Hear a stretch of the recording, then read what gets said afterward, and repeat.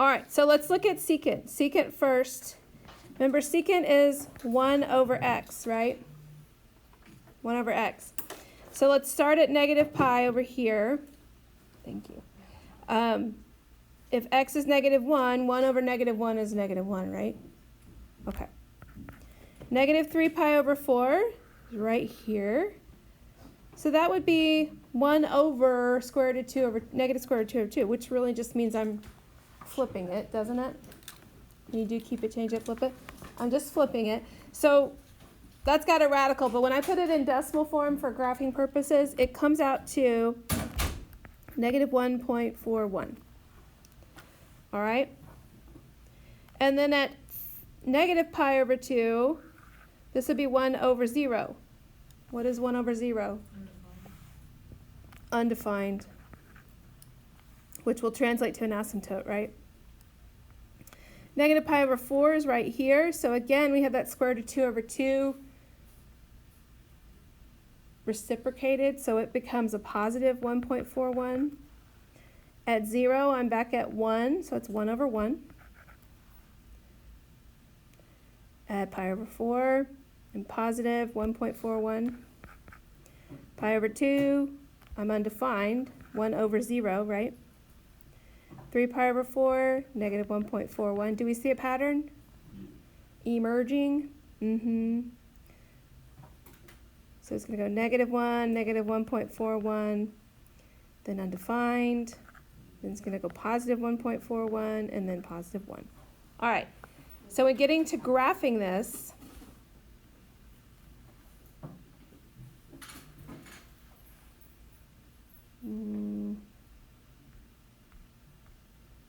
okay, when I graph this, all right, I'm going to do negative pi over 2, pi over 2, pi, 3 pi over 2, 2 pi. Okay. And then I need 1, and I need 1.41. Now I'm going to throw in the asymptotes first. Okay? Asymptotes occurred at negative pi over 2, so over here. There's an asymptote at pi over 2. And then there's an asymptote at 3 pi over 2. And then I can start putting in my scoops. So at negative pi, I'm at negative 1. Negative 3 pi over 4, I'm at negative 1.4. So this is like half a down scoop. At negative pi over 4, I'm up here. Then it comes here, and then here. Just plotting those points. Then it scoops down. And then it would scoop up again. And I would keep on going forever and ever, right?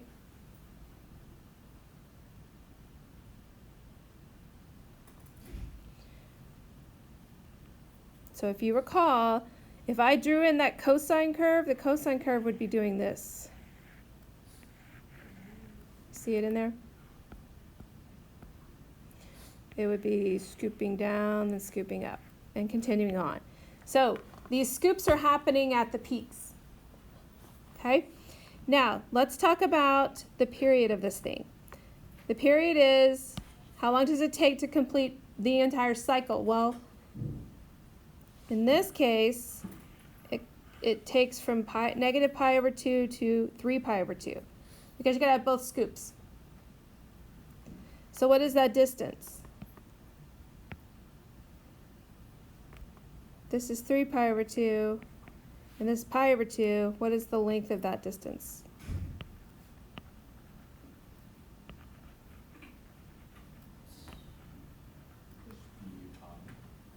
It'd be what? Not pi, because 3 pi over 2 is already 1.5 pi's, and I'm adding half a pi. Yeah. So it would be a full 2 pi's. Does that make sense? Yeah. Should have said it. Yeah. It's just like sine and cosine. It's back to 2 pi. Okay? So my period is back to 2 pi. Takes an up scoop and a down scoop. Now, let's talk vertical asymptotes. So we have a vertical asymptote at negative pi over 2. We have one at positive pi over 2, 3 pi over 2, And we could keep adding them forever, right? Plus n. Now let's think about it. What is the distance between the asymptotes? Just from here to here. What's that distance? It's just a pi, isn't it? Which is half a period. So make yourself a note. What we're adding now, with tangent, we just added n periods, right? But with secant, we're going to add half the period length. All right, now let's talk domain. Domain is going to be connected back to our asymptotes just like we did with tangents. We're going to say all reals except, and then we start with our first positive asymptote, pi over 2, and we're going to add in pi, just like we did with vertical asymptotes.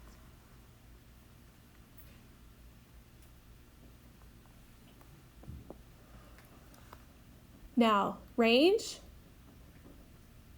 Is it all real numbers on range? No, there's a gap, isn't there? So from bottom to top, where are we talking? We're going to go from negative infinity to what? Negative 1 with a bracket, because there is a closed circle there. Then it jumps all the way to positive 1 and goes to positive infinity. All right? Not so bad? Now, will it always be that? It's always going to be something like this. The ones might change because you can imagine in the equation it might be shifting up or down, right? The infinities won't because that's the shape they go. All right. Period is always 2 pi. As we'll find out, it's going to be 2 pi over b, but that's in the next video. Okay, so let's come back up here and create our table for cosecant. All right. Using this stuff. All right, so cosecant is 1 over the y values. So this kind of goes a little faster. You can just see a little bit of a pattern. Patterns are our friends. All right, so at negative pi, 1 over y would be 1 over 0, right? So that's an undefined. At 3 pi over 4, negative 3 pi over 4, it's negative 1.41. At negative pi over 2, it's going to be negative 1. Negative pi over 4, that is a negative, so it would be negative 1.41.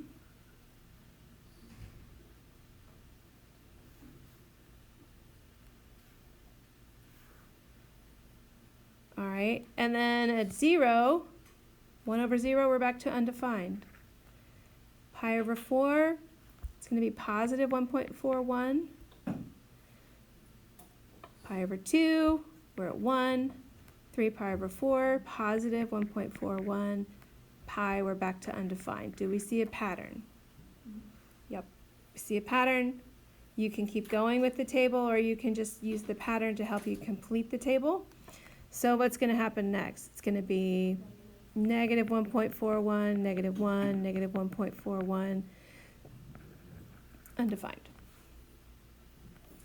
Okay, so as I graph this, negative pi over 2,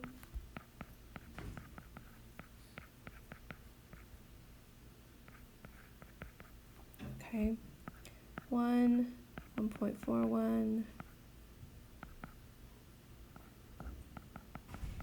all right. Again, I'm going to start by graphing asymptotes. I have one over here at negative pi. I have at 0. Then I have one at pi. And one at 2 pi. Oopsies. All right. Then I plot my points. So it's going to start with the down scoop. And then it does the up scoop. And then down. And you can see it going on forever that way.